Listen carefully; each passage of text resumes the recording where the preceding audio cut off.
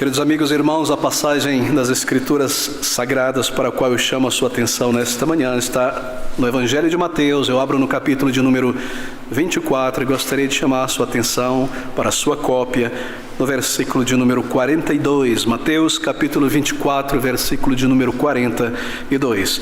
Estes sentimentos do Senhor Jesus declarado nestas palavras, dizendo: vigiai, pois, porque não sabeis a que hora há de vir o vosso Senhor. Mais uma vez, vigiai, pois, porque não sabeis a que hora há de vir o vosso Senhor. Nosso título nesta manhã é também um chamado especial a esta igreja e ao povo de Deus. Olhando, vigiando, orando, o Senhor Jesus está voltando. Vigiai, olhai, atentai, são verbos, são comandos, está na forma imperativa, é um comando do imperador, do rei. O Senhor Jesus comanda os seus discípulos e a sua igreja a vigiar, tendo em vista o final de todas as coisas. Estes são os sentimentos do final desta passagem do capítulo 24 de Mateus. Bem, queridos amigos, nós temos estes comandos do Senhor Jesus Cristo espalhados aqui pelo capítulo 24. E meu objetivo nesta manhã, ao concluí-lo em parte, é coletar estes grãos que se espalham pelo capítulo 24. Isto é, estes frutos, estas belezas, em forma de comandos. Bem, o Senhor deu a sua palavra, Ele ensinou, Ele respondeu às questões feitas pelos discípulos sobre a destruição de Jerusalém, o final dos tempos e o seu retorno.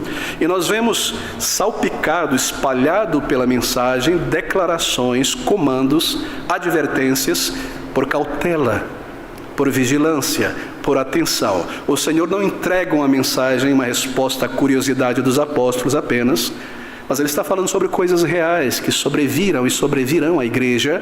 Assim, diante delas, vigiai, olhai e atentai. Marque isso, guarde estas palavras do Senhor Jesus Cristo, elas estão espalhadas aqui por este sermão. Bem, estas declarações são dadas a cada época da igreja do Senhor Jesus Cristo. Mesmo no primeiro século, é claro, o Senhor Jesus declarou que com a sua vinda, o fim foi iniciado. Entramos no capítulo final da história do universo, deste mundo. Assim, nós estamos sempre no fim, desde então. E o Senhor fez algo muito sábio e necessário, algo que um professor prudente deve fazer. Ele não respondeu diretamente à pergunta dos discípulos, não é esse que é o sábio da palavra aqui. Ele respondeu aquilo que eles deveriam saber. Em outras palavras, ele não disse quando, ele não deu a data no calendário do retorno da destruição de Jerusalém e do seu retorno e do final do mundo. Ele deu, na verdade, sinais, e isto é muito melhor para nós do que se nós tivéssemos a data no calendário. Porque por nossa velha natureza, bem, sabendo a data no calendário, nós diríamos a nós mesmos, tenha certeza disso, eu diria e você diria: ainda muitos anos antes do Senhor voltar, comamos e bebamos, porque temos muito tempo pela frente. Quando Ele estiver aparecendo, a gente desata a rede e começa a servir. Certamente a carne, o mundo e Satanás nos impeliria, nos convenceria a vivermos nessa toada. Assim o Senhor nos dá sinais, e estes sinais, eles não colocam lá no final. Não são sinais do final, mas são sinais de todo o período do final. Assim, os discípulos, a igreja, em cada época, em cada cultura, estaria vendo sinais do final se aproximando e estariam sempre alertas, de pé, vigiando, olhando, atentando. E deixa-me dizer algo mais para que realismo espiritual caia sobre nós agora. Ainda embora o Senhor Jesus Cristo não volte na geração desta igreja no passado, ou não volte em nossa geração, pense sobre o significado, a implicação da volta de Cristo. Escatologia pessoal, lembre? O significado do fim para nós individualmente. Escatologia geral, o significado do fim para o mundo como um todo. Mesmo embora o Senhor não retorne em nossa geração, o seu retorno trará o fim desta economia presente, economia não financeira, mas ordem das coisas. Ele trará o julgamento eterno das nações e inaugurará a era eterna, o fim deste mundo. Não é isso? Não é verdade? Sim, Mas e se eu partir antes? Bem, a implicação é a mesma. Você estará com o Senhor. É o fim deste mundo para você. É o novo céu e a nova terra. Você estará aguardando por este momento, este novo céu e nova terra no paraíso de Cristo. Assim, quer Cristo venha em 100 anos, 500 anos, ou nós partamos antes dele vir, a implicação, em certo sentido, é a mesma para nós. Assim, deixe-me mostrar a gravidade disso, a conclusão lógica disso. Se alguém viesse a você e Deus mandasse um anjo para você, um anjo de verdade, um querubim, como ele enviou no Antigo Testamento para alguns dos seus servos, para declarar o que iria acontecer, não direi eu a meu servo Abraão que se sucederá com Sodoma e Gomorra, ele avisa. E Deus enviasse a você um anjo dizendo: olha, em somente 40 anos, apenas 4 décadas, o Senhor da glória, Cristo Jesus, voltará a este mundo. O que você faria? Como isso te afetaria? Como você arranjaria a sua vida daí em diante até esses 40? 40 anos seriam como 4 dias, não é? Você não ia gastar tempo fazendo um monte de coisa. Cristo está voltando. Ele está voltando mesmo. É Ele, certo? Isso mudaria a sua vida. Sim ou não? Sim, é claro que sim. Se você é um crente fiel, salvo. Agora, eu não sei quantos anos você tem aqui, mas se você tem 50 anos, 40 anos, é muito provável que em 40 anos tudo isso aconteça. Cristo volte, põe aspas aqui, isto é, você suba para estar com Ele. O que é a mesma coisa em termos de escatologia pessoal. Assim, calcule a sua idade, seu pai, seu avô, sua mãe, quanto tempo você tem de vida? Minha bisavó morreu com 105 anos, minha avó com 101 anos, meu avô com 99 anos. Talvez eu tenha 44 agora, talvez quase chegando a 45, talvez mais 40, 50 anos. Alguns aqui têm 30 anos. Alguns aqui têm 20 anos. Antes que se encontrem com o Senhor e tudo isso fique para trás. Não me confunda, teologicamente não é a mesma coisa, Cristo voltar, o final, o julgamento. Mas para nós estarmos com o Senhor, deixar este mundo para trás, entrar neste lugar de glória, quando Deus enxugará nossas lágrimas, e quando Deus enxugar nossas lágrimas, elas não voltam mais, este lugar maravilhoso. Como será a sua vida agora que você entendeu isso? Para alguns talvez em 5 anos, para outros em 2 anos. Seria muito viver melhor para o Senhor a partir de agora, querido irmão e irmã. Seria muito, muito custoso para você tirar um pouco da terra deste mundo, dos cuidados, dos bens, das buscas para servir, correr mais leve servindo ao Senhor enquanto estou aqui e Ele não volta. Seria demais deixar de lado as coisas que me embaraçam, porque Cristo está voltando, e esta é a ideia ao declarar a sua vinda através de sinais, e continuamente esses sinais estarem ali. Porque este é o fato, ou Ele vem ou nós partimos, nós estaremos com Ele e há prestação de contas. Seria custoso demais a partir de hoje para você, para mim, meu irmão, minha irmã, se dedicar mais ao Senhor Jesus, tendo pouco tempo para entrar na presença dEle e prestar contas? É claro que não seria. Assim, isso é realismo espiritual. Pense sobre isso. E esta é a razão por que o Senhor coloca estes sinais continuamente aumentando, para que nenhum servo, nenhum discípulo descanse em berço esplêndido, durma no uniforme e seja pego de surpresa. Bastou isso, não é o mundo, sim, e o crente também. Porque nos próximos domingos nós seguiremos nos capítulos 25, ou melhor, o final do capítulo 24 e 25, e nós temos aqui 3 parábolas de advertência, 2 para crentes, uma para falsos crentes, uma para pastores e líderes, uma para falsos crentes no meio da igreja e uma para todo o crente. E então ele volta a falar sobre o julgamento final, no versículo 31, quando o Filho do Homem vier em sua glória, reunirá a todos. Esta é a lógica, esta é a ordem do pensamento. Assim, as advertências e as cautelas são muitas e são contínuas. E se você é um filho de Deus nesta manhã, um crente em Jesus Cristo nesta manhã, não tome este livro divino como um compêndio, como um almanaque, como um Reader's Digest, alguma coisa que quer que seja, mas como a própria e verdadeira palavra de Deus que fala hoje a você e a mim aqui neste lugar, neste dia. Se a palavra de Deus para você é como um livro que você leva para a escola, risca, entende, guarda, deixa empoeirar, você está errado nessa postura, porque essa é a palavra do Deus vivo. E aqui estão cartas de amor de um Pai Celestial para seus filhos e filhas. Quem receberia cartas de amor de um amado, de uma amada, e deixaria de lado?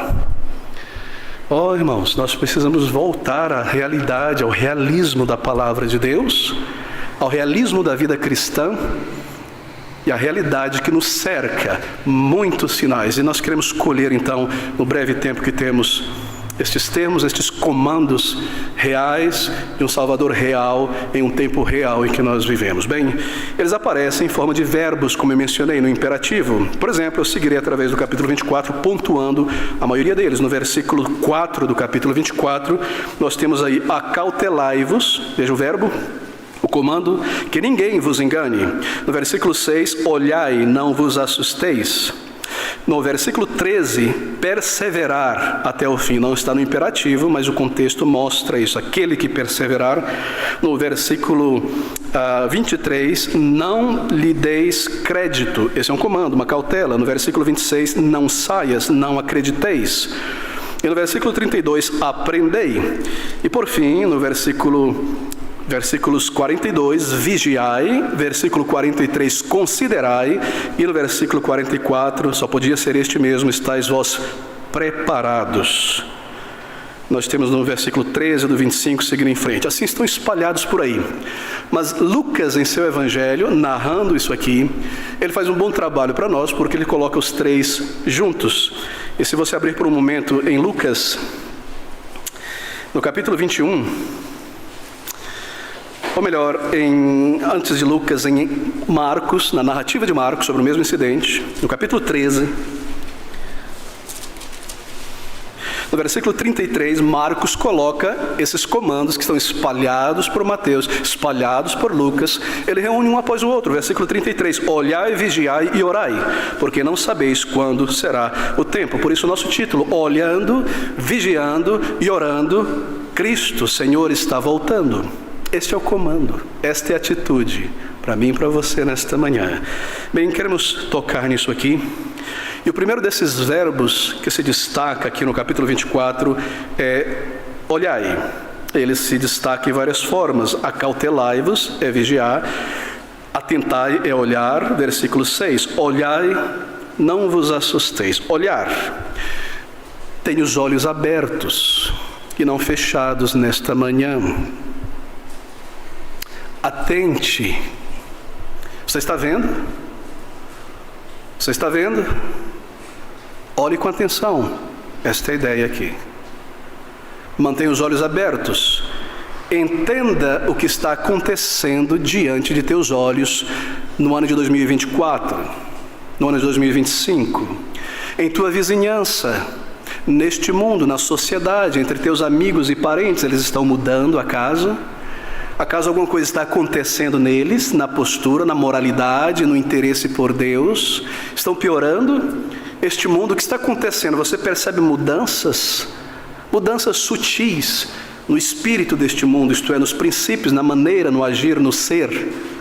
Você está vendo isso? Olhai, compreenda os sinais, referente ao fim de todas as coisas, ao retorno de Cristo. Você olha, e se você olha, você está consciente. Se você vê, você está vendo, sua mente está funcionando, você está lendo, você está analisando. Esta é a ideia. Analise, veja, não simplesmente passe o olho pela vida, mas veja com atenção, compreenda isso. Por que isso? Por que daquilo? Mas as coisas mudaram em tão pouco tempo. Você está vendo? Você olha e observa, consciente, o cenário em nossa volta, e o que você vê? Você vê falsos cristos, falsos profetas, falsos líderes, amontoados, grande, imensa quantidade. Ah não, pastor, é porque hoje a gente tem internet, antes tinha a mesma coisa. Não tinha não. Não tinha não. Há 30 anos atrás, bem menos. Isso se multiplicou, muito, mas muito, exponencialmente. Você percebeu isso? Que isso é um sinal dos tempos? E você percebeu que esses profetas, eles não são falsos profetas? No passado, pelo menos, eles eram educados, corteses, para te enganar, para te tomar, para te levar, não é? Hoje em dia, não. Eles são escrachados mesmo, vulgares, imorais, amantes do dinheiro, falam blasfêmias como se tivessem autoridades, dizem que são como Deus, e coisas dessa natureza, e negam a Cristo, e ousam falar sobre o Santo de Deus, Cristo Jesus, com palavras indecentes. Você percebeu isso? Você está vendo isso acontecer? Você percebeu a dureza do coração das pessoas para ouvir o Evangelho? Você percebeu como esses falsos movimentos evangélicos, guiados por falsos profetas e mestres, exerceram já uma influência em toda a sociedade brasileira? Quando eu era mais novo, antes do impulso do movimento neopentecostal e do retorno da força das seitas, haviam dois tipos de brasileiros não crentes. Um era o que não quer saber de nada mesmo, a minoria, porque o Brasil se diz um país religioso, e o outro era o católico espírita. Você tinha que lidar com ele, batendo na porta, sempre encontraria ali alguém assim, não é? Hoje não. Hoje você tem um outro tipo de brasileiro, que é o brasileiro que odeia o evangélico, odeia o crente, odeia a palavra de Deus. E você tem que se desassociar disso aí, porque agora você tem uma dificuldade maior de lidar com a pessoa que está acostumado a ver a mentira na televisão, ladrões usando o nome de Cristo como mercadoria, multidões de cabeças vazias sendo enganadas e levadas, por quê? Por um coração cheio de concupiscência, e essas pessoas com o mínimo de inteligência que não estão olhando e falam, que negócio é esse? Eu não quero isso. Não bate na minha porta. Você vai lá na igreja do pastor, você está dando dinheiro para ele, e lá vem. Esse é o novo brasileiro. Você percebeu isso, querido amigo, nas últimas décadas? Você percebeu essas coisas? Olhai, diz o Senhor Jesus, o tempo está se cumprindo. As coisas estão acontecendo. Ele usa o elemento, a semelhança de uma árvore. E ali está a árvore, qualquer que seja, a oliveira em particular, mas o galho começa a formar um broto tenro, macio, você logo sabe que virá flores e frutos. Por quê? Porque o clima está mudando, outubro, novembro, dezembro, mais chuva, morno, calor, o verão está chegando, né? Por isso que a gente tem manga nesse período do ano, e outras frutas. Quem não sabe disso? E por que quando nós olhamos estas coisas acontecendo, nós não temos certeza? Porque nós não estamos vendo conscientes, porque nós não aprendemos os parâmetros, mas nós já aprendemos aqui. E tendo estes parâmetros em vista, os sinais que o Senhor declarou, nós podemos ter certeza que estas coisas estão acontecendo e que são sinais do final mesmo. Interprete estas coisas, diz o Salvador, olhai, tendo em vista a proximidade do fim dos tempos. Não trate, meu irmão, estas coisas como coisas comuns, corriqueiras, passageiras, que apenas acontecem. Isso é a pior tragédia para um crente. Se comportar como uma pessoa nécia. No mundo nós vemos muitas pessoas assim que parecem, não é? Como dizia minha avó, você é desmiolado, não pensa, você não está vendo, você não está pensando, não está enxergando, dizia ela. E crente agir assim e ver estas coisas acontecerem como se fosse coisa comum, andando pela vida e não percebendo os sinais, é uma tragédia. E é muito fácil observar isso, porque se eu permaneço como eu estou em meu serviço a Cristo, nunca avançando, nunca crescendo, nunca zeloso, nunca em dedicação e santificação, é porque eu não estou vendo. Se eu visse essas coisas, me afetariam. Assim, atente, querido irmão. Não é hora de nos enraizarmos neste mundo, nesta vida, e construirmos nossas carreiras para anos e anos, e levantarmos nosso império e acumularmos conforto. Como? Se tudo isso vai virar pó e cinza. Essa é a aplicação. Assim, veja, atente, olhai. Examine a luz do ensino e da advertência do Senhor Jesus e dos apóstolos sobre o final dos tempos. Não seja dormente com o que está acontecendo diante dos teus olhos. Esta é a cautela. Olhai, abra os olhos, aplique à mente e ao coração estas coisas como homens e mulheres sábios. Então tome sua decisão. Isso mostrará que você está observando. E dirija a vida à luz destas coisas, porque os dias são maus. Então este termo aparece novamente no versículo 6, segunda metade. Olhai, não vos assusteis. Que interessante. Não vos assusteis, porque há uma tendência em todos, no crente e no mundo. Isso nos assusta, não é? Quando você observa o avanço da iniquidade, traz um sentimento estranho, não é? Como se as coisas, o chão que a gente vive, estivesse sendo movido, não é? Às vezes, conversando com pessoas que já passaram dos 80 anos, eu sempre trago uma pergunta, que é a seguinte: como é que o senhor consegue? Como esse mundo de hoje te afeta? Porque uma pessoa que nasceu há 80 anos atrás, há 90 anos atrás, e vê se os olhos estão abertos, essas mudanças morais no mundo, como ela consegue viver hoje, cercada por tanta coisa? Nós que somos novos nesta geração aqui, não é?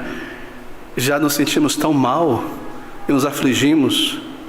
Quanto mais alguém nessa idade. Mas veja, as coisas estão acontecendo. E o que acontece no mundo em relação aos sinais dos tempos, na natureza, na sociedade, é alarmismo, pânico, medo. Não é? Os ricos comprando terra não sei aonde, cavando para se esconder. Todo tipo de planejamento, porque sabem que este mundo está acabando. Vamos para Marte. Pânico, medo. Assim o Senhor diz: olhai para os sinais, mas não vos assusteis. O crente não deve estar assustado com isso. Por quê? É uma questão de fechar os olhos e falar: não estou assustado não. Subia no escuro? Não. Ele não está assustado e não se assustará, porque os seus olhos estão abertos. Ele sabe por que estas coisas estão acontecendo.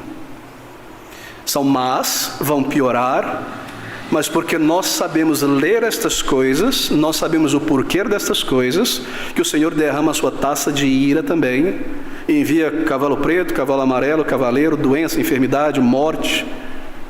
Nós sabemos. E Ele declara que nenhum fio de vossas cabeças cairão, não é? Não no sentido literal, porque muitos eram mártires.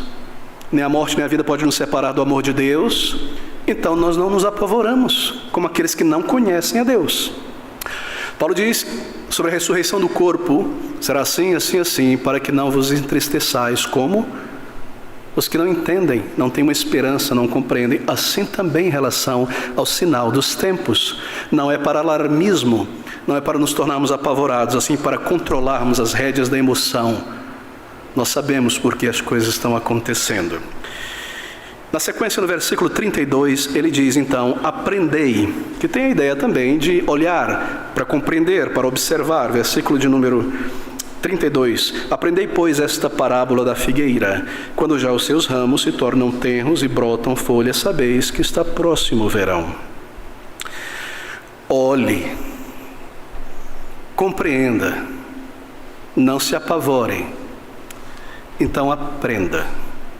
Aprenda a entender essas coisas para não ser enganado, porque haverão muitos falsos sinais do fim, muitos falsos mestres dizendo é o fim, muitos falsos cristos dizendo ali está ele, vamos encontrá-lo.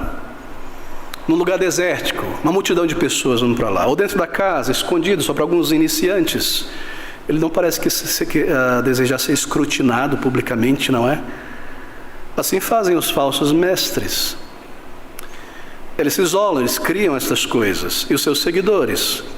Assim, aprendei para não ser levado pelo engano.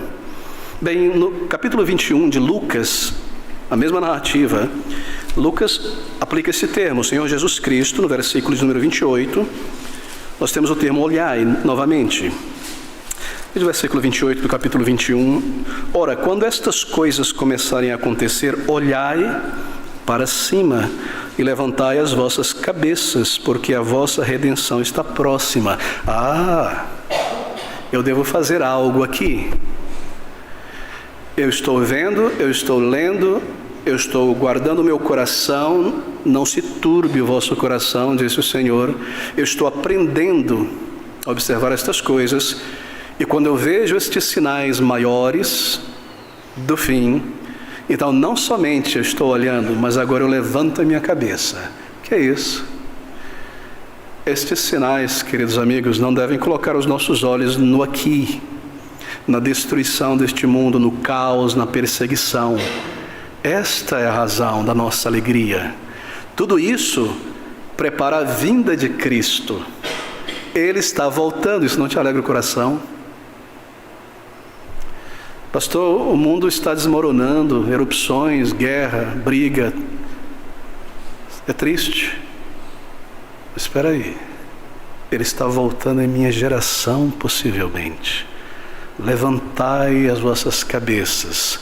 De ficar olhando para este mundo, do cuidado terreno, da preocupação com quem é o anticristo, como vai ser a política, como vai ser o Brasil, esse grupo vai vencer, qual é a maracutaia, o que está acontecendo? Levantai as vossas cabeças dessas coisas.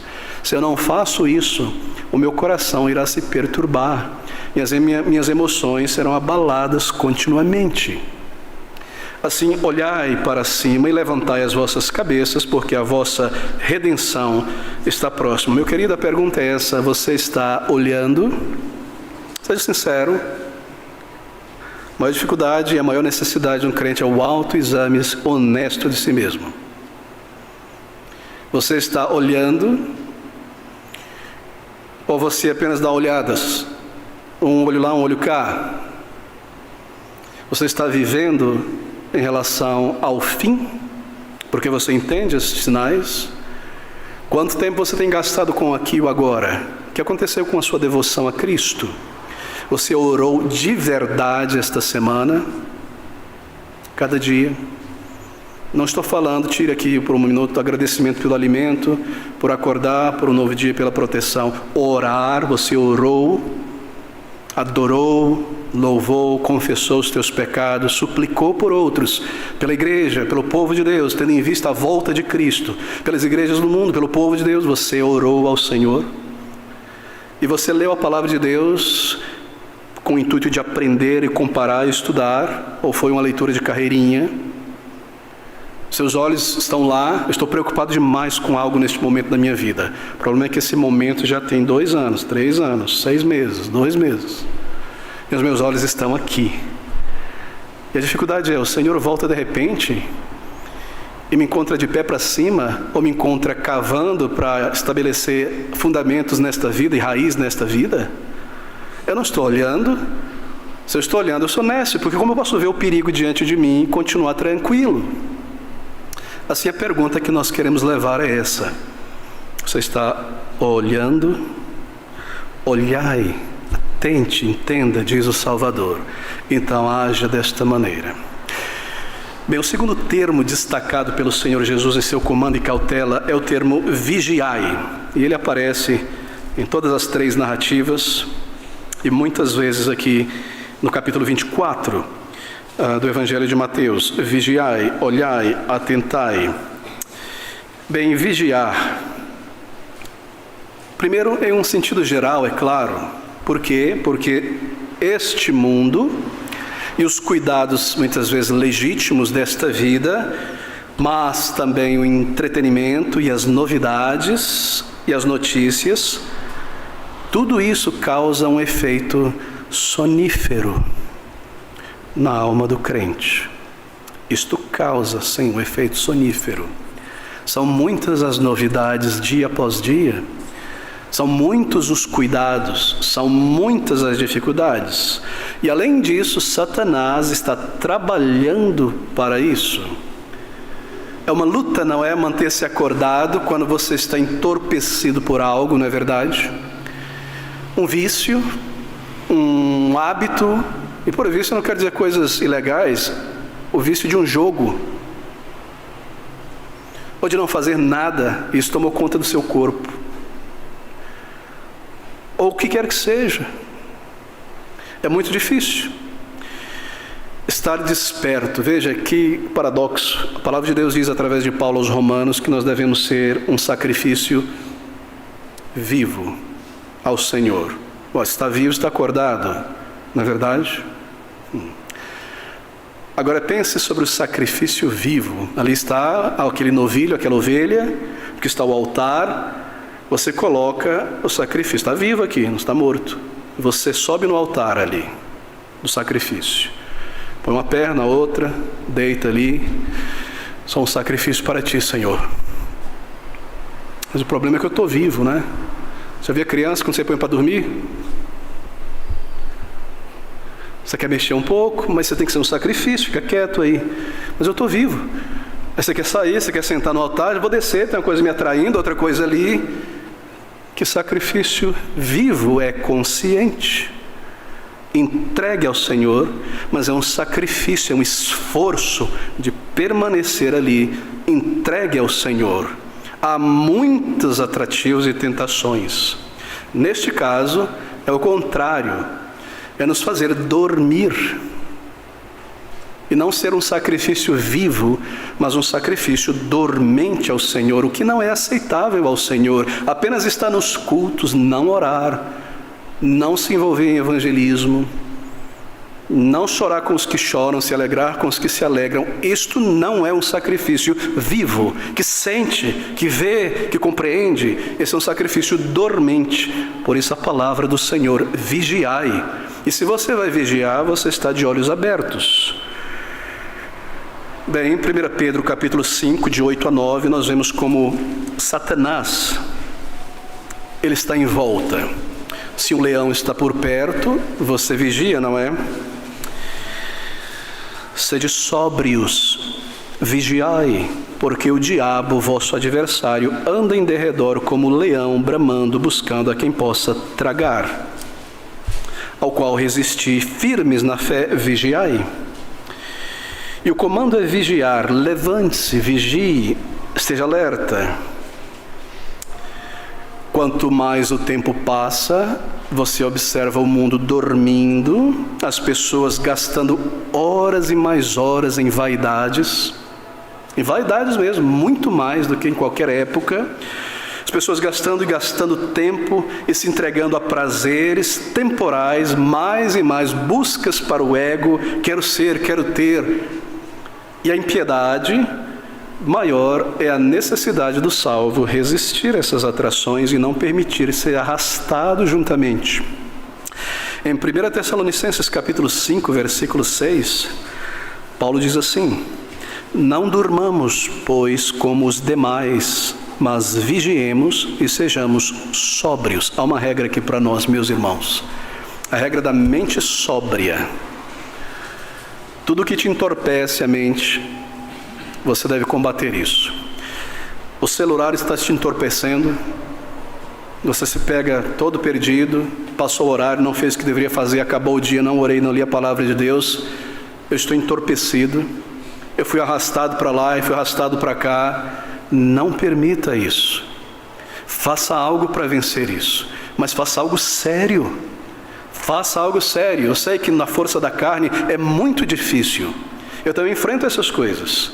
Mas se você for ao Senhor em oração e com resolução se determinar pela graça de Deus a vencer estas coisas, você vence estas coisas. Não adianta ter um remorso, um mau sentimento, porque eu outra vez. Levante-se dali, desperte. É a palavra do Senhor, vigie, volte a estar desperto. Não seja levado por estas coisas. O Senhor está voltando. Os tempos não são tempos de dormir. Assim o comando é vigiar. Todo crente em Jesus Cristo, em algum momento ou vários momentos da vida cristã, é tentado a passar dias e às vezes meses choramingando com a vida. Os dias são maus, tudo está mal, o povo é mau, as pessoas decepcionam, eu não consigo o que eu quero, todas as vezes que eu tento, isso, aquilo. O perigo de permanecer nisso. Bem, nós passamos por isso.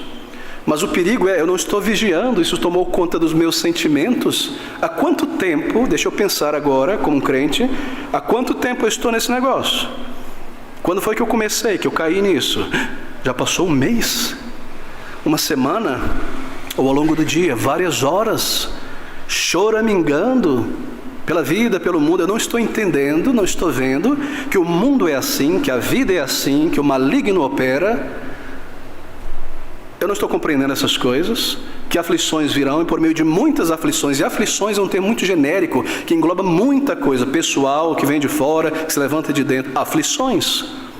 Nós passamos, isso é indiscutível. Agora a questão é, quanto tempo eu me permito permanecer nisso? Como um soldado, comando é vigiar, mas aqui está o soldado, vigie, segure o rifle, fique na postura. E o soldado, no lugar de vigiar, está resmungando e lamentando. Mas eu tenho que ficar aqui nesse sol quente, com esse ar, está frio demais. E o sargento fica me olhando de lá para ver se eu durmo. Olha, você está vigiando. Assim somos nós, choramingando por um mundo que em decadência. Não esquecemos que é um maligno, que é uma velha natureza. E as pessoas decepcionam, mas Cristo permanece. E Ele nos dá este comando. E a obra do Senhor, assim, tome as rédeas do teu sentimento. Seja varonil. Volte a se colocar em pé. É um comando do Senhor. Vigiai. Você vigia em casa. Você vigia no trabalho. Você não desliga. Você está sempre atento ao que está acontecendo. Em que momento nós estamos? Por que essas coisas estão acontecendo? Eu sei, de repente. É porque essa pessoa não nasceu de novo, talvez. E muda. Um dia está bom, outro dia está mal. Dá água por vinho, assim, de repente. É por isso que as pessoas se comportam assim. Elas não têm estabilidade porque não têm o Espírito de Deus. Então eu vou passar por dificuldades convivendo com pessoas assim. Claro, eu era assim. E por que as coisas decepcionam nesse mundo? Porque o mundo decepciona. E há o maligno. E há tantas coisas, meus irmãos. O contrário de vigiar é choramingar. Esteja atento. Estas coisas irão acontecer, e muitas vezes, e vão piorar, na verdade. Assim, 3 coisas principais a se vigiar, quero destacar aqui. Vigie quanto ao engano do mundo, de Satanás. Vigie quanto ao teu serviço, ao teu mestre. E vigie, é claro, quanto à tua santificação pessoal. Vigie do engano. 3 vezes neste sermão do Monte das Oliveiras, o Senhor Jesus Cristo menciona o aparecimento de falsos profetas e falsos cristos. Por que ele faz isso? Porque estes falsos mestres, eles são mais perigosos que os inimigos que mais perseguem a igreja de fora. Falsos mestres, falsos ensinadores, são mais perigosos que o inimigo mais perigoso que nós temos contra a igreja de fora. Falsos mestres, meus irmãos, que se espalham por todo lado, são mais perigosos do que a maior perseguição física que a igreja possa enfrentar. Assim, versículo 4, acautelai-vos que ninguém vos engane. Versículo 24, não lhe deis crédito, não saiais para ir aprender com eles, não acrediteis no que está sendo dito. E você só conseguirá discernir isso, para não sair, não acreditar, não dar crédito, se você conhece a palavra de Deus. Se você é exercitado no conhecimento da palavra de Deus. Se você entende as doutrinas, os tempos em que nós vivemos. De outra maneira, tudo será uma questão de que não parece, eu não acho, eu gosto, que eu penso, que eu sinto, ele, ela, aquilo. Não, está aqui na palavra de Deus. Assim, 3 vezes o Senhor alerta o seu povo que ao longo de toda a história, e sobretudo no final, enganadores que, sobretudo, fingem ter a inspiração divina, fingem ter uma palavra de profecia, quando tudo é uma mentira ou é insuflado pelo diabo. Nós já chegamos neste período. Antes haviam muitos enganadores com suas predições, adivinhações, suposições. Hoje não. Eles falam profecias e têm sonhos e as coisas acontecem. Pastor, se acontece, então não é mentira. Não, é exatamente por isso que é mentira. Porque é um sinal verdadeiro que conduz à mentira, ao erro, certo? Aconteceu, realizou a profecia, o que ela falou, que ele falou isso, aquilo, e a cura, o que quer que seja, sim. Mas você percebe que está desviando você da palavra de Deus, do caminho do Senhor, e você está sendo levado para a autoridade da emoção, da sensação, mais do que da palavra de Deus. Falsos mestres. Quantas vezes, na juventude, me permita dar exemplo pessoal, cresci no lar evangélico, mas sempre transitava em amigos do meio pentecostal e de outros grupos, também na escola e na rua e etc. E quantas vezes recebi profecias, sabe, todo tipo de coisa. Me lembro em particular sobre um jovem que era da mesma igreja que eu, e em conversa com irmãos e irmãs de outra igreja neopentecostal, de repente uma moça chegou junto dele assim, num lugar tranquilo, e olha, eu tenho uma palavra do Senhor para você. E ele não tinha contato com essas coisas ainda, não sabia do engodo. Uma palavra do Senhor. E a palavra do Senhor que veio a mim aqui: você deve casar comigo. Há muitas razões por trás disso, né? Assim, tome cuidado com a falsidade das profecias de engano e daquelas que acontecem, porque isso não é o parâmetro da verdade. A tua palavra é a verdade. Agora eu saio do playground das profecias para entrar no coliseu da falsidade. E é o que nós encontramos aqui. Grandes sinais de líderes que dão a si mesmo títulos de servos de Deus, de profetas e de cristos, não é? Que derrubam as pessoas com seu bafo, com seu sopro, com seu casaco, que faz e a pessoa levanta, e isso, e aquilo mais acontece. Por quê? Para que você creia nele e continue sob a tutela dele, onde o evangelho não está presente. Mas há outros falsos mestres e líderes. Eles não fazem sinais, mas eles são treinados a enganar o povo de Deus. Esses enganadores aqui são pessoas na Bíblia, nas cartas, são pessoas que se estabeleceram nas igrejas locais como professores, como líderes, como mestres, e assim conquistaram reputação dentro da igreja por serem professores, mas posteriormente traíram a verdade que ensinavam e voltaram para o erro. E lembre-se, um traidor na tropa causa maior mal à igreja do que o arqui-inimigo da igreja.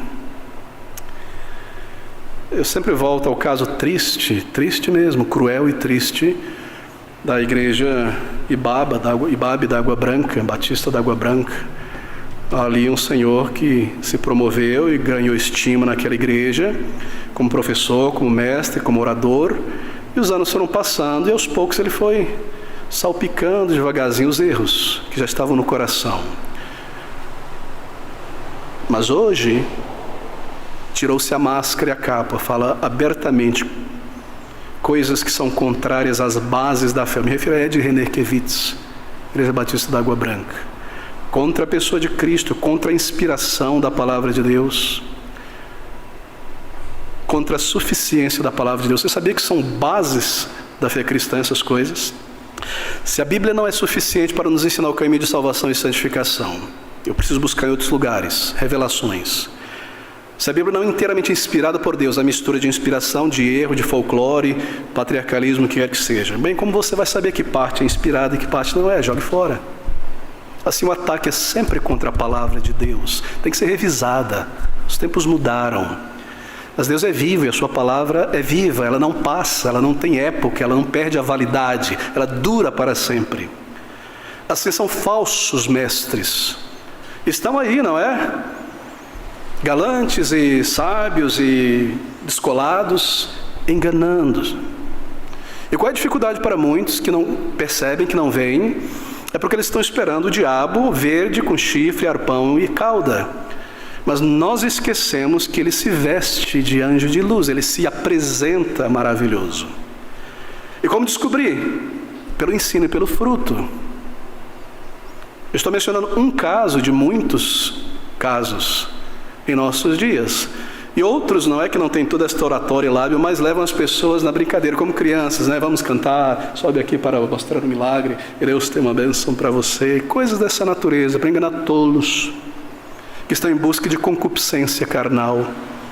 E são levados em multidões, como disse a palavra de Deus, porque desprezam a palavra de Deus, o Senhor permite que o erro, o engano os leve. Pastor, não há ninguém salvo e crente ali, é claro que há, mas se eles amam a palavra de Deus, eles não vão permanecer ali. Logo que eles abrirem a palavra de Deus, eles vão sair desse meio. Queridos, você está vigiando? Isso é muito sério. Eu poderia dar muitos exemplos. Me recordo de uma tia que por alguma razão ela e o esposo deixaram de ir na igreja. Eram membros da igreja batista, e essa igreja teve confusão final dos anos 80, início dos anos 90, não é? Questão do dente de ouro, aquelas coisas iniciais ali, Eunice Milhomem, etc. E ficaram muito tristes e saíram. Mas no lugar de buscar uma outra igreja, se acostumaram tranquilamente em ficar em casa assistindo programas evangélicos. Naquela época não tinha internet, o que você tinha na televisão era a Vinde, né, do Caio Fábio, você tinha o Silas Malafaia na Bandeirante, aos sábados você tinha os adventistas em seus canais, e ela assistindo, se alimentando de todo tipo de coisa. E um dia, visitando ela, estava acostumado agora a assistir o canal de um pastor adventista, uma seita. Mas não é que eles falam muito bem, é verdade, agora eu estou entendendo esse negócio. Sobre o final dos tempos, sobre o sono da alma, é verdade o que ele está dizendo, ele provou. E o sábado, não comer camarão, não comer carne de porco, não comer isso aqui. Ou seja, ela foi levada da sua firmeza. Não estava vigiando, não estava sendo alimentada, disciplinada, não estava lendo a palavra, não estava comparando, simplesmente sentado, copo de Pepsi aqui e recebendo. Você se coloca numa situação dessa, é muito triste. O resultado é décadas fora da igreja. E muitos anos depois, muito do que sabia se esqueceu e perdeu. Aí está o perigo. São enganadores. Eles chegam a negar a doutrina da salvação. E o perigo é que aos poucos eles vão levando crentes e a igreja para longe da verdade. E veja, esses crentes, esta igreja, por ser tão sutil e gradativo, elas mudam tanto que nem percebem que mudaram tanto. E você encontra com esse crente depois de 25 anos e é uma pessoa tão diferente, tão confusa, sem firmeza na vida cristã, ou a igreja mudou tanto, mas nem perceberam que mudaram. E às vezes chegam a se tornar exatamente o oposto do que eram no início. E ali Satanás deu o seu checkmate imperceptível. Tudo começou com o mundo entrando na igreja e os cuidados desta vida.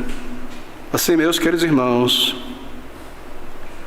nós somos impelidos pelo Senhor Jesus a certificarmos se tudo está bem conosco ou não. Vigiai, diz o Salvador. Paulo, ao escrever sua carta aos Gálatas, ele escreve com grande surpresa: como foi que em tão pouco tempo vocês passaram do Evangelho para um outro Evangelho que na verdade não é Evangelho coisa nenhuma? Como foi que essa igreja passou do Evangelho, quando ela foi plantada por aqueles crentes, para um outro Evangelho atual que não é Evangelho? Como foi em pouco tempo, em 10 anos, 20 anos? Paulo estava surpreso, triste, chocado com aqueles crentes. Isso tudo aconteceu sem eles se darem conta de que isso aconteceu. E ele começa então sua carta a desenvolver esse ponto. Vigiai, diz o Salvador. Agora, deixe-me dar o exemplo de uma igreja em particular, porque muitos problemas aconteceram com esta igreja, porque não houve ali vigilância. Está em Corinto, a igreja de Corinto. Bem, a igreja em Corinto era uma igreja imensa. A cidade de Corinto era uma das cidades mais importantes do mundo greco-romano, uma cidade grande, uma cidade que reunia muitas escolas de pensamento, filosofia, direito, pedagogia, uma cidade rica, uma cidade portuária, uma cidade afluente, uma cidade grande. E Paulo foi e pregou o Evangelho, e o poder de Deus se manifestou em conversões, e uma igreja foi fundada, e muitos foram salvos. E alguns historiadores divergem sobre a quantidade de pessoas naquela igreja. Um chega a falar em 14 mil pessoas. Muito bem, outros falam em termos de 4 mil pessoas, provavelmente nessa faixa, 3, 4 mil pessoas em Corinto. E é uma igreja que é elogiadíssima pelo apóstolo Paulo. Paulo não fica malhando a igreja de Corinto como muitos pastores. Por exemplo, veja Corinto, não tem igreja perfeita, olha lá, vocês querem ser perfeitos, querem ser santos, olha Corinto. Não, Paulo diz, vocês têm todos os dons, está tudo aí com vocês. E vocês têm pessoas maravilhosas entre vocês, pessoas que se dedicam, pessoas sábias de conhecimento e servem ao Senhor e abrem portas para o Evangelho e são baluartes e colunas firmando a igreja ao longo dos anos. Vocês são uma igreja maravilhosa, mas nisto que eu vou dizer agora não vos louvo. Então, ao ler 1 e 2 Coríntios e observar a crítica de Paulo àquelas igrejas que ele não louva, nós observamos que tudo o que ele diz está ligado ao declínio da igreja. A igreja declinou quando ele escreve a carta. Está ligado à carnalidade. Faça esse exame das cartas. O problema daquela igreja se manifesta nesse termo, carnalidade. Primeiro, haviam entre eles brigas sobre pregadores. Quem é o melhor pregador? Bem, nós somos gregos. Paulo, sua presença é fraca, viu? Sua palavra é fraquinha. Ele é forte quando escreve, mas quando está aqui, cadê o orador? Eu prefiro Apolo é grego, e nós gostamos de oradores. Não, eu prefiro Pedro. Pedro tem esse poder, esse carisma. Eles estavam brigando na igreja, literalmente, quanto a pregador. Eu sou de Pedro, o grupo dos petrinos. Sou de Paulo, dividindo, rasgando a igreja, se esquecendo que a igreja é um corpo e não pode ser cortada. Nisto que vou dizer, não vos louvo. Carnalidade. Um outro elemento de carnalidade era que havia naquela igreja, provavelmente uma pessoa notória, um homem incestuoso que se unira à sua madrasta. E todos sabiam, e este homem permanecia como membro da igreja ali dentro, talvez por influência, por dinheiro, por carisma, por ser um atleta grego, algumas coisas, as pessoas admiravam, tinham como boa pessoa, e isso estava ofuscando a malignidade do pecado e a corrupção que isso estava trazendo dentro da igreja, e o Espírito de Deus sendo entristecido. Um outro elemento carnal do declínio daquela igreja é que eles estavam tendo brigas entre si mesmos e levando estas brigas entre dois crentes de verdade para um juiz ímpio julgar. E o mau testemunho de um juiz vendo, vocês não são da seita dos cristãos? E como isso se espalhava pela cidade. Carnalidade. E havia um outro elemento de carnalidade, que eu já mencionei. Intelectualismo, não é? Essa ideia de que o cristianismo, a mensagem da cruz, que é simples, clara, poderosa, para ela ser relevante em nossa sociedade científica, moderna, atual, eu tenho que vesti-la com roupas de filosofia. Eu tenho que transmitir o Evangelho de uma maneira filosófica, técnica, científica, para ser relevante com este mundo. E Paulo diz, quando eu fui até vocês, não fui com palavras de sabedoria, silogismos humanos, mas pregando claramente o Evangelho, e o Espírito converteu a muito, porque vocês estão voltando agora para essas coisas rudimentares. Carnalidade. Essa tentativa, essa inclinação, para não ouvir a mensagem da palavra, mas examinar o pregador. Esse pregador ele tem uma qualidade melhor que aquele outro pregador. Já vi muitos pregadores melhor que esse aí. E esse ele tem um oratório, esse sabe comunicar com o mundo. No lugar de ouvir a palavra, esse intelectualismo de vestir a palavra, o Evangelho, como obra filosófica e tentar trazer isso para o mundo e cegar o fio da espada e tirar a loucura da cruz. E quantos há hoje? Eu não preciso fazer comparação com a modernidade, não é? Quantos hoje há nisso? É toda uma questão de ter uma apresentação sinfônica da orquestra teatral na igreja e comparar Machado de Assis com Cristo, isso e aquilo mais. Não é? Parece que a cruz perdeu a sua eficácia e o seu poder. Nós precisamos do intelecto humano, da força humana, para falar com um mundo que não entende as coisas espirituais. Isso é carnalidade. Carnalidade. Tentar explicar a cruz de Cristo filosoficamente para uma pessoa cega que não tem o Espírito de Deus Isso é loucura para o mundo. O Evangelho ele é entregue como ele é, ele tem um grande poder, e é o poder do Espírito de Deus. E havia outra questão lá também, carnalidade, era a questão dos alimentos. Bem, eles estavam gastando muito tempo discutindo isso. E este é um ponto que eu quero mencionar por último. Carnalidade, e junto com esta carnalidade, perpassa um outro problema sério que manifesta o declínio desta igreja. Eu penso que, além destes elementos que afetam as igrejas hoje, este segundo afeta fortemente cada igreja do Senhor Jesus ao longo de cada época. Havia entre eles, coloquemos assim, um desbalanço, um desequilíbrio espiritual. E isso acontece, isso tem sido mostrado por pastores ao longo de várias épocas em suas igrejas. Mais recentemente, na primeira metade do século XX, o pastor bem conhecido Martin Lloyd-Jones, na Inglaterra, tendo visto o contexto contemporâneo do Evangelho, ele pregou muitas vezes sobre isso. E nós observamos também agora, primeira metade do século XXI, em nossos dias, a mesma coisa acontecer em igrejas locais. Desequilíbrio espiritual, desbalanço espiritual. O que é isso?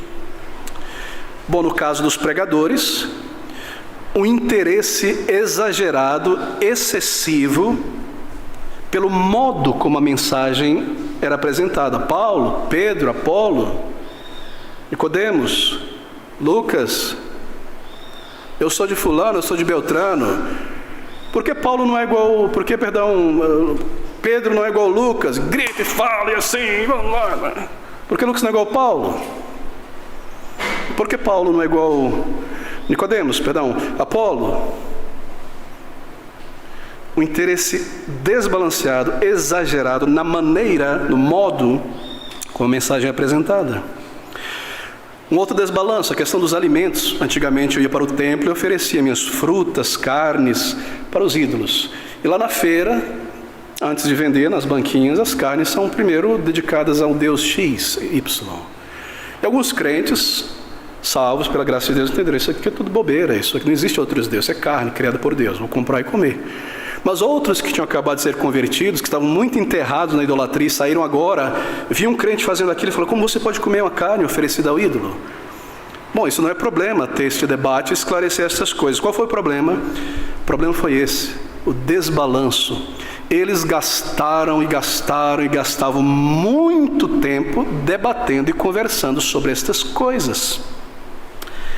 E eles não percebiam que estavam fazendo mais dano aos irmãos, conversando demais e debatendo e falando sobre isso. Veja, não é o assunto que não seja importante, é o fato de que ele não deve ocupar o centro da vida da igreja e das conversações do povo de Deus. Ele não deve monopolizar a atenção, a conversa, porque ao fazer isso, dar atenção demasiada a um assunto, nós damos a impressão para todos em volta, os mais novos na fé e quem chega, que o reino de Deus é o que? É comida, é bebida, é roupa, é isso e aquilo. Você percebeu o desbalanço espiritual, o desequilíbrio espiritual? Queridos irmãos, há em cada época, em cada igreja, e se você está conosco há um bom tempo nesta igreja, já percebeu nesta igreja ter acontecido, em toda igreja fiel você perceberá, uma tendência para que certas coisas, embora legítimas, tomem uma posição central na conversação, na vida do povo de Deus, que não deveriam ter. E aquilo que é central e deve permanecer no centro da atenção da conversação é colocado lenta, sutilmente, imperceptivelmente, como secundário, às vezes mesmo terciário. Deixa-me dar um exemplo. Nos anos 90, como um crente, até o início do ano 2000, logo, sobretudo na virada para o ano 2000, o modismo e a conversa nas igrejas e nas conferências era profecia.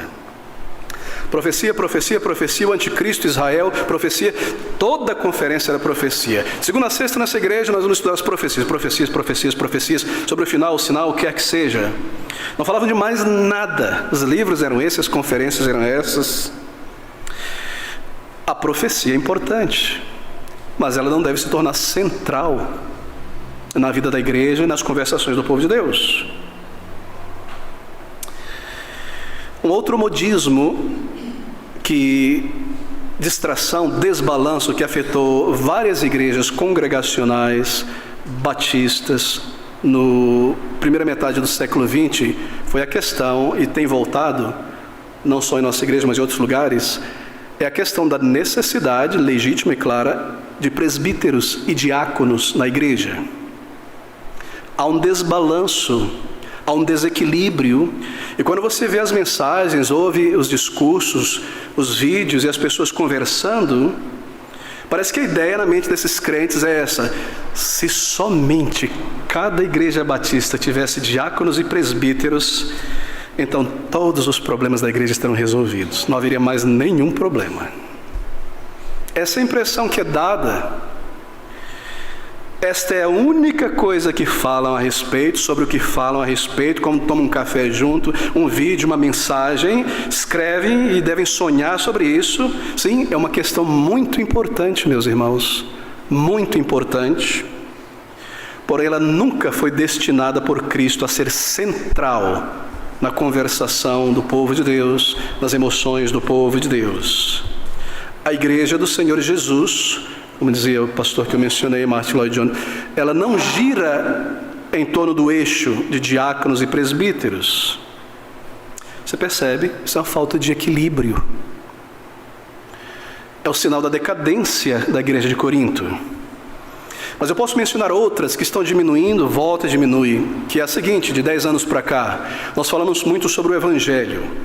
Bem, as pessoas já perderam o sentido do que é o Evangelho, na verdade esqueceram que é uma mensagem específica. O Evangelho é qualquer coisa na Bíblia.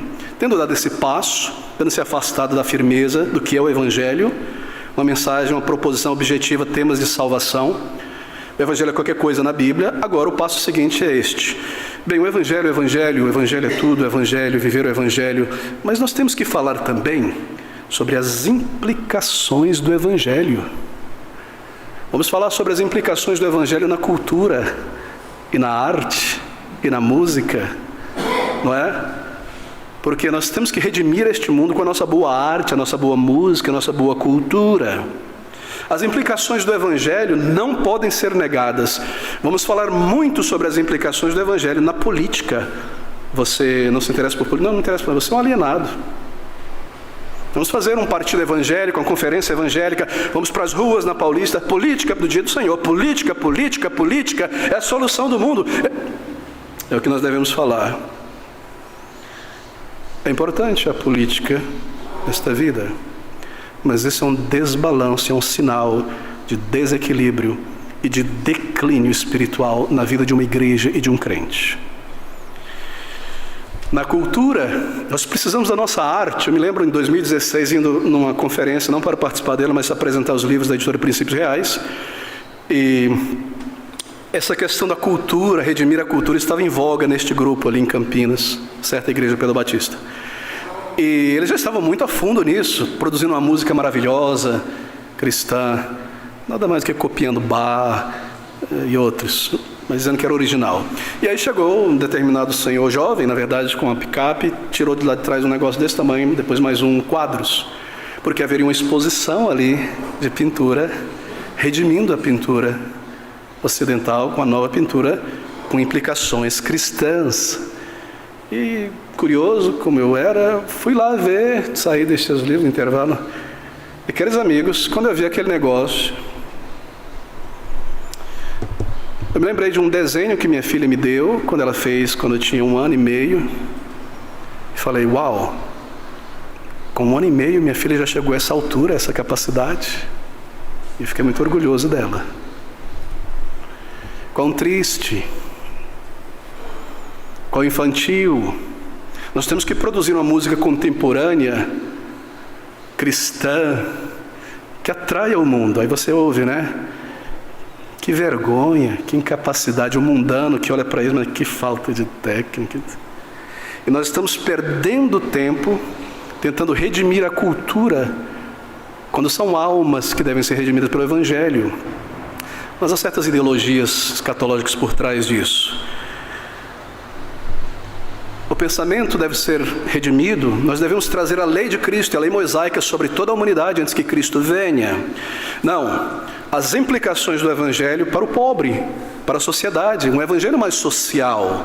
O evangelho, isso invadiu a igreja 30 anos, 40 anos atrás, não é?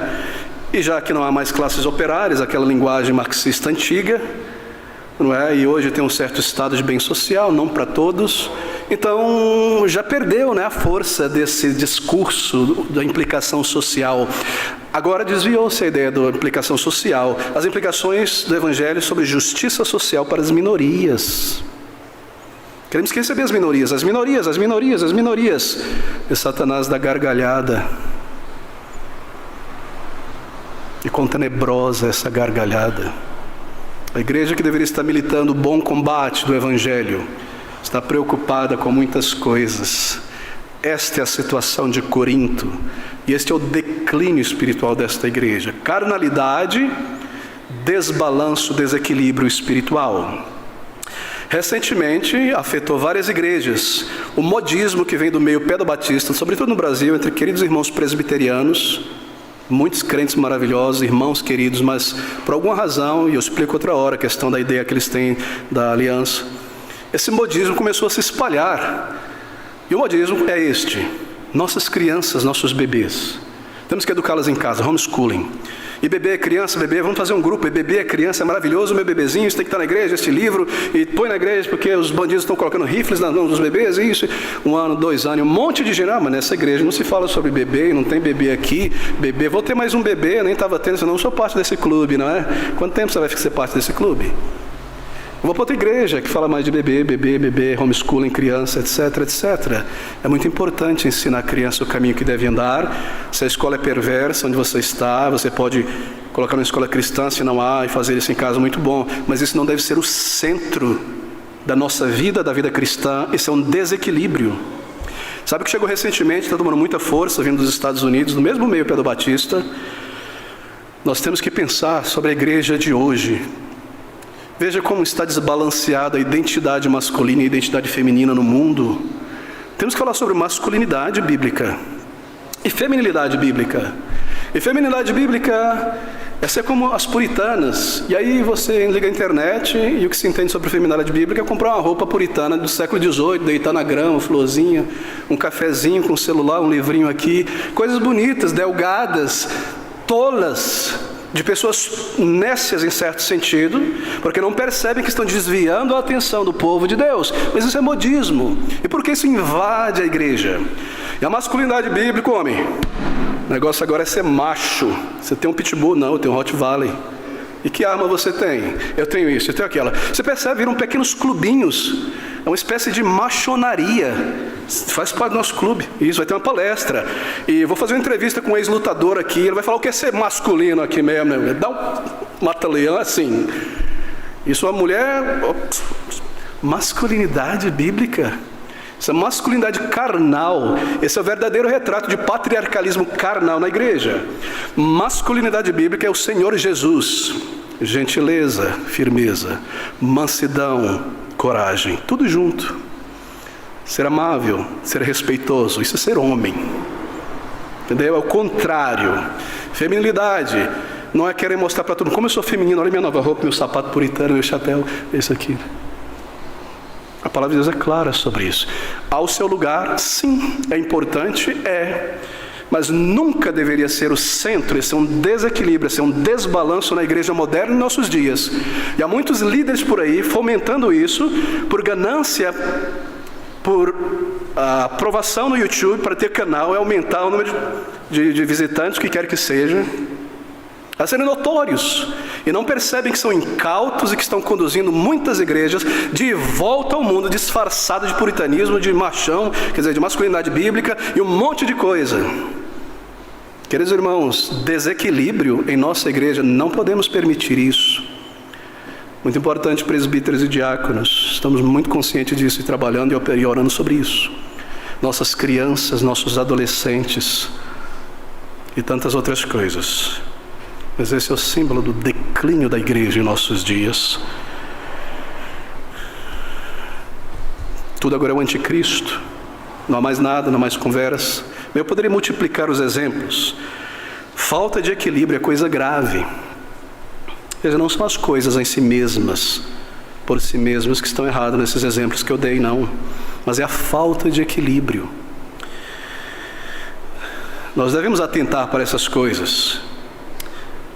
Mas quando elas se tornam centrais em nosso sentimento, em nossas conversas na igreja por semanas e semanas, dá-se a impressão que elas são as coisas mais importantes e que não há nem outro problema além deste e nada mais para se fazer, e você não percebeu que você está sendo distraído, distraindo outros, desequilibrado espiritualmente, se você se centra nestas coisas, masculinidade bíblica, o que quer que seja. Esta é a sutileza do maligno. Lembre-se disso. Se nós fazemos isso em nossa vida individual como igreja, nós estamos de escorregador no erro dos coríntios e achando que estamos melhor do que eles. Meu desafio é este. 2 Coríntios capítulo 13, Paulo traz esse desafio àquela igreja e é o nosso desafio também. Versículo de número 5. 2 Coríntios 13, 5. Examinai-vos a vós mesmos, se permaneceis na fé. Provai-vos a vós mesmos, ou não sabeis quanto a vós mesmos que Jesus Cristo está em vós, se não é que já estáis reprovados. Esse é o desafio para aquela igreja. Examinai-vos a vós mesmos, se permaneceis na fé. Ou você desequilibrou, e daqui a pouco volta para o centro com a palavra de Deus, com exortação, com ensino, com oração, com humilhar-se debaixo da poderosa mão do Senhor. Aí passa um tempo, já cai para um outro. Desequilíbrio, desbalanço espiritual, na gangorra, no playground da vida cristã. Meus irmãos, nós devemos nos humilhar a nós mesmos debaixo da poderosa mão do Senhor, quando nós percebemos isso em nossa vida. E examinar a nós mesmos. Eu permaneço firme na fé, na verdade, na doutrina, nos caminhos do Senhor. Eu aplico isso à minha vida diariamente. Todos nós somos tentados a sair para um caminho paralelo, a levantar uma outra bandeira a não ser o Evangelho de Cristo Jesus, alma se perdendo, a igreja sendo mundanizada, e nós atrás de clubes e de modismos passageiros. Nós não podemos permitir isso, se iremos ser uma igreja viva e permanecer vigilante e de pé até o retorno do Senhor Jesus Cristo Salvador. Falta de equilíbrio é coisa grave. Vigie então quanto a isso. Mas vigie quanto ao serviço, versículo 42 do capítulo 24. Vigiai, pois, porque não sabeis a que hora virá o seu Senhor. Versículo 44, estáis vós preparados. Lá em Marcos 13:36, para que vindo de improviso o vosso Senhor não vos ache dormindo. Marcos 13:33, olhai, vigiai e orai. 24:13, perseverar até o fim. Bem, perseverar até o fim. Aquela pessoa, aquele crente que apesar de todos os problemas nessa terra, provação e perseguição, ele diz, perseverar até o fim. O que perseverar até o fim, 24:13, esse será salvo. Aquela pessoa que apesar dos modismos seguir em frente, das preocupações, das provações, das dificuldades, das perseguições, permanecer fiel a Cristo, à sua palavra, ao seu serviço, entrará na sua glória, seja na morte do crente individual aqui, ou seja, Cristo retornando a este mundo, para a igreja em geral. Vigiai. Vigiai quanto à santificação, Lucas 21:34, e olhai por vós. Abra comigo nesse texto, precisamos correr para o final. Nos últimos 3 domingos temos nos demorado bastante neste capítulo maravilhoso, como se nós pudéssemos exaurir ele, mas não há como. Lucas 21, versículo 34. Ouça essas palavras diretas, práticas, aplicando a cautela, a advertência. 21:34, mesmo contexto, Senhor Jesus Cristo falando. Ele diz assim, e olhai por vós, olhai e vigiai, abra os olhos, para que não aconteça que os vossos corações se carreguem de glutonaria, de embriaguez e dos cuidados da vida, e venha sobre vós de improviso aquele dia. Há um perigo sério aqui para o povo de Deus. Qual o nosso dever considerando esse perigo aqui? Vigiai. Nós devemos acautelar, tomar cautela, para que a essência, o mover da nossa vida e do nosso ser, o nosso coração, não seja sobrecarregado com coisas, não seja atribulado por coisas, de tal maneira que nós fiquemos incapacitados ou inadequados para fazer o que nós temos que fazer como crentes nessa breve jornada desta vida, e nos prepararmos para o dia do Senhor, quando Ele nos chamará. Nós devemos nos precaver de duas coisas. Primeiro, aqui segundo o texto, nos precaver de buscar a satisfação dos desejos do corpo. Olhai, não aconteça que vosso coração se carregue glutonaria e embriaguez. Primeiro, satisfação do desejo do corpo. Eu quero satisfazer mais uma vez, com isso, com aquilo, com a viagem, com mais um objeto, comprar alguma coisa, mudar a cor do cabelo, um novo sapato, isso, aquilo, sobrecarregando meu pensamento, meu coração, indulgência a nós mesmos, na satisfação excessiva do sentido. O novo filme, a nova série, o cinema, teatro, eu quero ver isso. Glutonaria. Você acha que ele está falando apenas sobre carne mesmo? Sobre arroz e feijão? Esse é o básico. Alimentar, excessivamente alimentar, um novo filme, um novo isso, um novo aquilo. Eu estou embriagado dessas coisas, eu me induljo nessas coisas. Na segunda parte ele diz dos cuidados da vida, cuidados legítimos. Eu preciso cuidar, pagar a conta, a saúde, a casa, o lar, o trabalho. Esses cuidados podem tornar crentes cegos e inconsistentes quanto ao seu dever, inanimados, apáticos no dever. Porque o excesso de qualquer coisa, ele embotou a consciência e faz com que a mente deixe de ser influenciado pela palavra de Deus.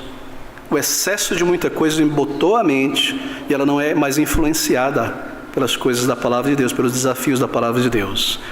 O excesso, a glutonaria nesse sentido, cuidados desta vida,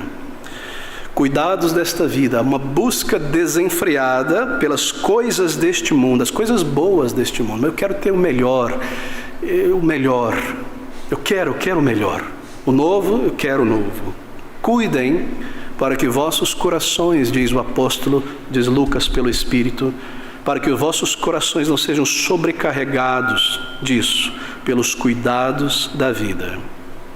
Assim nós devemos nos precaver dos dois lados, para que nenhuma situação, o nosso coração nos carregue desta maneira.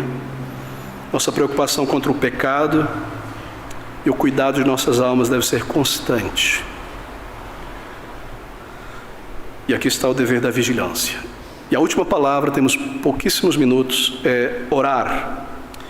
Vigiar e orar andam sempre juntos. Mateus 26, 41, o Senhor Jesus coloca estas coisas juntas. Ele diz: vigiai e orai para que não entreis em tentação. Na verdade, o espírito está pronto, mas a carne é fraca. Vigiar e orar. Em 1 Pedro, capítulo 4, versículo de número 7, o apóstolo diz assim: e já está próximo o fim de todas as coisas, portanto, sede sóbrios, não entorpecidos com a glutonaria deste mundo, os cuidados desta vida, e vigiai em oração. Se você não ora mesmo, se você está apenas vigiando, você não conseguirá vencer nem perceber com clareza estas coisas. Meus irmãos, deixe-me fazer essa pergunta pessoal. Você, responda a si mesmo. Em você, ao longo da semana, dos dias, você sente a necessidade de orar? Eu desejo orar, eu vou orar agora. Eu desejo falar com o Senhor, eu desejo adorá-lo, eu desejo confessar. Você sente essa necessidade? Você já sabe o que é orar, segundo a palavra de Deus? Esse é um desejo maravilhoso que Deus coloca no crente na conversão. Todo crente tem isso e perdura por muito tempo, se é alimentado, se é mantido. Se é negligenciado, se evapora e é difícil retornar. Você tem que clamar a Deus por esse desejo de novo. Um senso de necessidade de orar ao Senhor.